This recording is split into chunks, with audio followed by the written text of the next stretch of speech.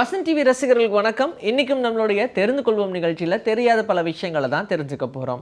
எப்போவுமே மனிதனுடைய கண்டுபிடிப்பு அப்படின்னு பார்க்கும்போது அதில் ஆர்கிடெக்சர் அப்படின்ற ஒன்று நிஜமாவே வியக்கத்தக்கது அப்படின்னே சொல்லலாம். ஏன்னா மைண்ட் கால்குலேஷன் அப்படின்ற ஒரு விஷயத்தை பர்ஃபெக்டாக யூஸ் பண்ணக்கூடிய ஒரு இடம்னா அது ஆர்கிடெக்சர் தான் அப்படின்னு சொல்லலாம். ஏன்னா ஒரு பில்டிங்கை கட்டுறோம் அப்படின்னா சாதாரணமாக அது வெறும் ஒரு ரூமு அண்ட் பக்கத்தில் ஒரு பாத்ரூம் அந்த மாதிரி மட்டும் யோசிக்காமல் அதோடைய ஹோல் ஸ்ட்ரக்சரையும் யோசித்து கட்டக்கூடிய ஒரு விஷயம் இருக்கு இல்லையா? இது ஒன்றும் உடனேலாம் வந்துடல. எப்படி கட்டுனா, எந்த மாதிரி கட்டுனா அது எல்லா சீக்வன்ஸ்லையும் சூப்பராக உட்காரும் அப்படின்ற மாதிரி யோசிச்சு அண்ட் நிறைய எக்ஸ்பெரிமெண்ட் பண்ணி தான் ஆர்கிடெக்சர் அப்படின்ற ஒரு விஷயத்தையே ப்ராப்பராக இப்போ கட்டமைச்சிருக்காங்க. பார்த்தீங்களா, கட்டுமான பணியே கட்டமைக்க வேண்டியதாக இருக்குது. அப்படி இருக்கும்போது 3800 வருஷங்களுக்கு முன்னாடி கட்டின பிரமிட் அப்படின்ற ஒரு விஷயம் இப்போ வரைக்கும் வியக்கத்தக்க ஒன்றா தான் பார்க்கப்படுது. ஏன்னா வெறும் ஸ்கொயராகவோ ரெக்டாங்கிளாக மட்டும் ஒரு பில்டிங்கை கட்டாமல் முக்கோண வடிவில் கட்டினோம்னா அதனால் வரக்கூடிய பெனிஃபிட்ஸ் என்னென்ன, ஈவன் எர்த்குயிக் வந்தால் கூட அந்த பில்டிங் எந்த அளவும் சேதமடையாத மாதிரி தான் அந்த முக்கோண வடிவத்திலே கட்டியிருப்பாங்க.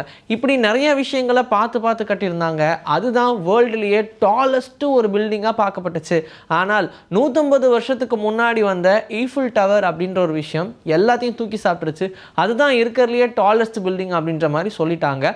அண்ட் அது எல்லாத்துடைய மிக முக்கியமான ஒரு காதல் சின்னமாகவும் பார்க்கப்படுது. அங்கே போக முடிஞ்சவங்க அங்கே போய் ஃபோட்டோ எடுத்து போடுறதும், போக முடியாதவங்க அதை வாங்கி கொடுக்கறதும் அப்படின்ற மாதிரி ஒரு காதல் சின்னமாக பார்க்கப்படுதுன்னு வச்சுக்கோங்க.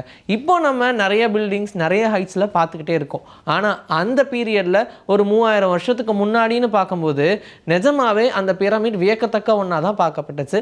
அதுக்கு ஈஜிப்டில் நிறைய காரணங்கள் சொன்னாலும் அந்த ஆர்கிடெக்சர் எப்படி அவங்களுடைய மைண்டுக்கு வந்துச்சு அப்படின்றது இப்போ வரைக்கும் புரியாத ஒரு புதிர் தான். லண்டன், அமெரிக்கா இப்படி சொன்ன உடனே எல்லாரும் அந்த இடத்துக்கு போகணும் அப்படின்னு ஆசைப்படுவோம். அங்கே இருக்கக்கூடிய சிட்டிஸ் எல்லாமே பயங்கரமான அட்வான்ஸ்டாக இருக்குது அப்படின்றது அதுக்கு ஒரு ரீசன் வச்சுக்கோங்க. ரொம்ப தூய்மையாக இருக்கும். அங்கே எங்கேயுமே நம்ம பெருசாக அழுக்குகளை பார்க்க முடியாது, குப்பைகளை பார்க்க முடியாது.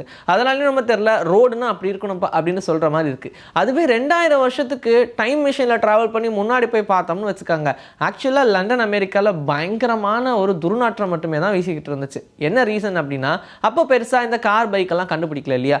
எல்லாருமே அவங்களுக்கு கிடைக்கக்கூடிய வெஹிக்கிள் அதை வச்சுப்பாங்கன்னா ஒரு ஹார்ஸை வளர்ப்பாங்க, இல்லை லோடுக்காக டாங்கி எடுப்பாங்க, இப்படின்ற மாதிரி தான் இருக்கும். பெரும்பாலும் அங்கே ஹார்ஸ் வச்சு தான் ஓட்டிகிட்டு இருந்தாங்க.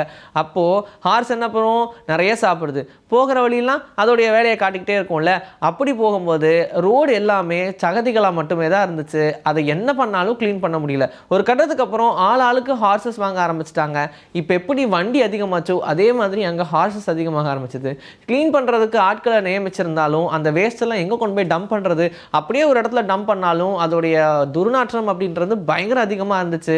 இந்த மாதிரியான விஷயங்கள்லாம் எப்படியாவது டேக்கிள் பண்ணும் அப்படின்னு யோசிச்சு இந்த கார் அண்ட் அந்த பைக்கை இன்ஜினை கண்டுபிடிக்கிறதுக்கான மிக முக்கியமான ரீசன்ஸாக நிறைய இருந்தாலும் அதில் ஒன்றா கண்டிப்பாக நம்ம யூஸ் பண்ணக்கூடிய இந்த வெஹிக்கிள்ஸ் அந்த ஹார்ஸ் அண்ட் டாங்கி இது எல்லாத்தையுமே அவாய்ட் பண்ணுன்றது ஒரு பெரிய ரீசனாக தான் இருந்துச்சு.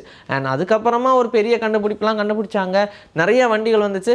இப்போ நம்ம யூஸ் பண்ணுறதை விட அட்வான்ஸ்டாக ஃப்ளோட்டிங் கார்ஸ்லாம் வர ஆரம்பிச்சிருச்சுன்னா பார்த்துக்கோங்களேன். நம்ம யூஸ் பண்ணுற கேமராலெல்லாம் ஒரு ஆப்ஷன் இருக்கும், ஷட்டர் சவுண்ட் அப்படின்னு சொல்லுவாங்க. நம்ம எடுக்கும் போது அந்த கிளிக் சவுண்டு வருது இல்லையா, அதை வேணும்னு ஆன் பண்ணிக்கலாம், ஆஃப் பண்ணிக்கலாம், இப்படி ஒரு ஆப்ஷன் இருக்குது. ஏன்னா நம்ம நிறைய கான்ஃபரன்ஸ் மாதிரியான இடங்களுக்குலாம் போவோம், அது ஒரு மாதிரி கிளிக் சவுண்டு கொஞ்சம் நம்மளுடைய இமேஜ் டேமேஜ் பண்ணுற மாதிரி இருக்கும், அதனால் சைலண்டில் போட்டுக்கலாம் அப்படின்ற மாதிரிலாம் யோசிப்பாங்க.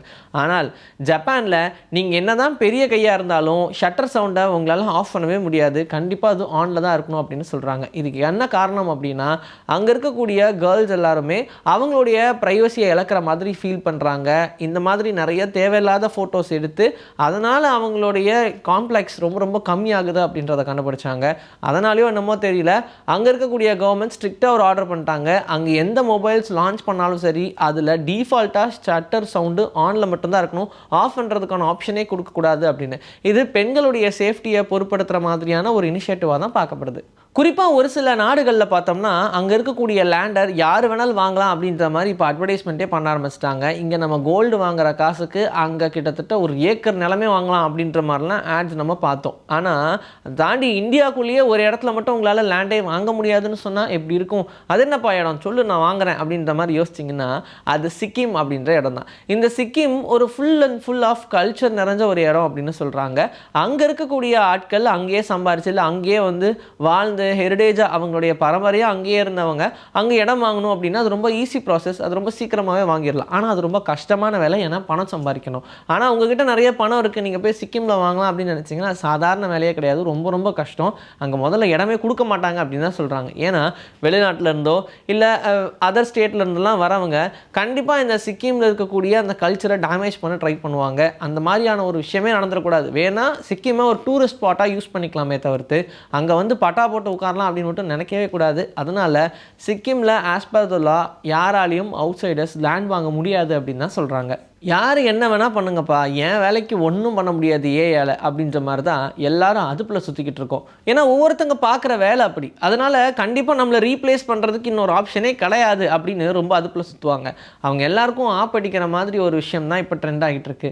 பேக்ரவுண்ட் டான்சர்ஸ்லாம் இருப்பாங்க இல்லையா, அவங்கள ரீப்ளேஸ் பண்ணுறதுக்கு ஏஐ யூஸ் பண்ணலாம் அப்படின்ற மாதிரி பிளான் பண்ணாங்க. பிளான் பண்ணது மட்டும் இல்லாமல் அப்படி ரியலாகவே ஒரு கான்செப்ட் நடந்ததில் ஃப்ரண்ட்டில் ஒரு ஆள் பாடிக்கிட்டே ஆடுறாரு ஜாலியாக, அதுக்கு பின்னாடி ஏஐ ரோபோட்ஸ் ஆடுது அப்படின்ற அந்த வீடியோ பார்த்ததும் எல்லாரும் ஸ்டன் ஆகிட்டாங்க. என்னடா இதுக்கும் ஆப்படிப்பீங்க அப்படின்ற மாதிரி இருந்துச்சு. ஈவன் டான்ஸ் அப்படின்றது நம்மளுடைய உடல் நலத்துக்காக பண்ணுறது தானே, அந்த இடத்துலையும் தேவையில்லைப்பா நாங்கள் ஏன் வச்சுக்கிறோம் அப்படின்னா அப்போ அங்கே ஆடுறவங்களாம் என்னையா பண்ணுறது அப்படின்ற மாதிரி இருக்குது.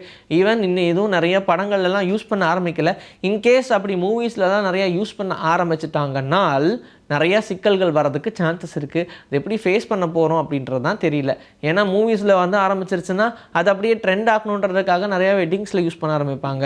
வெட்டிங்ஸ்லேயே நிறைய ஈவெண்ட்ஸ் அதுலேயே போயிடும். இப்படி ஒவ்வொரு ஃபங்க்ஷன்ஸ்க்கும் ஏஐ வச்சு பண்ணலாம் அப்படின்னு நினைக்கும் போது நிறைய பேருடைய வேலைக்கு இது ஆப்படிக்கிறதுக்கு சான்சஸ் இருக்குது.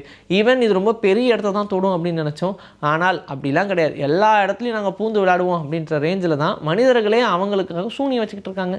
ஏஐயால் மனிதர்களுக்கு மட்டும் இல்லை இயற்கைக்குமே பாதிப்பு இருக்குது அப்படின்னு சொல்கிறாங்க. ஏன்னா இப்போ நம்ம யூஸ் பண்ணக்கூடிய ஏஐ ஃபெசிலிட்டிஸ் இருக்கு இல்லையா, சாட்ஜிபிடி, ஜெமினி மாதிரியான அப்ளிகேஷன்ஸில் நிறைய பிரச்சனைகளை நம்ம ஃபேஸ் பண்ணிட்டு தான் இருக்கோம். அதில் முக்கியமான ஒன்றுன்னு பார்த்தா இந்த தண்ணியை அதிகமாக யூஸ் பண்ணுறது. ஏன்னா இந்த ஏஐ மிஷின் அப்படின்றது சாதாரண விஷயம் கிடையாது, ரொம்ப ஹீட்டாகவும் ஆளுக்கு கேள்விகளை கேட்கணும், அது பதில் சொல்லிக்கிட்டே இருக்கு இல்லையா. அப்போ எப்போ பார்த்தாலும் அது வேலையிலேயே தான் இருக்கும். அதனால் அதை கூல் டவுன் பண்ணுறதுக்காக annually 2.5 billion of water use பண்ணுறாங்க அப்படின்னு சொல்கிறாங்க. அப்படின்னா எவ்வளோ தண்ணின்னு பார்த்துக்கோங்க. வருஷத்துக்கு இது ஒன்று மட்டும் அப்படின்னா இன்னும் நிறைய கம்பெனிஸ் இருக்கதா செய்யுது. அவங்களுக்குன்னு தனி சர்வீஸ் இருக்குது. அப்படின்னா அவங்க எத்தனை தண்ணிகளை யூஸ் பண்ணணும், இந்த தண்ணினால் எத்தனை இடங்களுக்கு தண்ணி போகாமல் இருக்குது, இப்படி நிறைய விஷயங்களை சொல்லிக்கிட்டே போகலாம். ஸோ வாட்டர் அப்படின்ற ஒரு விஷயத்தை வேஸ்ட் பண்ணக்கூடாது நம்ம எல்லாரும் போடார்னா வேறு ஏதோ வழியில் நம்ம கண்ணுக்கே தெரியாமல் அந்த தண்ணியெல்லாம் எவாப்ரேட் ஆகிட்டு இருக்குன்னும் போது எவ்வளோ வருத்தமாக இருக்கும். இன்றைக்கி நம்மளுடைய தெரிந்து கொள்வோம் நிகழ்ச்சியில் தெரியாத பல விஷயங்கள் தெரிஞ்சுக்கிட்டோம். இதே மாதிரி சூப்பரான கண்டென்ட்டோட உங்களை நான் வந்து சந்திக்கிறேன். Until then, this is bye from Vijay Sri. Take care.